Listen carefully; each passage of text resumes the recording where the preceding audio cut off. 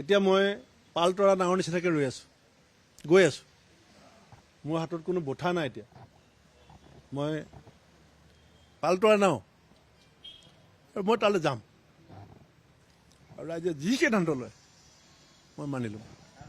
মই অসমৰ বিশেষকৈ ৰঙানদীবাসী ৰাইজ আৰু বিহপুৰীয়াবাসী ৰাইজক মই এষাৰ কথা আজি আপোনাক কৈছোঁ, মই ইলেকশ্যন খেলিম।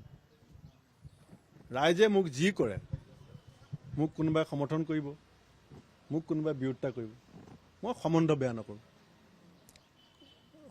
নকৰোঁ। মই ৰাইজৰ চৰণত আছিলোঁ। মই বিহপুৰীয়াত 10 বছৰ MLA থাকোঁতেও সেৱক আছিলোঁ। মই 10 বছৰ ex-MLA, মই সেৱক হৈ আছোঁ। মই ৰঙানদীবাসীয়ে সেৱা কৰিম বুলি গৈছিলোঁ, ৰাইজে মোক আঁকোৱালি লৈছিলে। এতিয়া মই পাল তৰা ডাঙৰ নিচিনাকৈ ৰৈ আছোঁ, গৈ আছোঁ। মোৰ হাতত কোনো বঠা নাই। এতিয়া মই পাল তৰা নাও, মই তালৈ যাম আৰু ৰাইজে যি সিদ্ধান্ত লয় মই মানি ল'ম।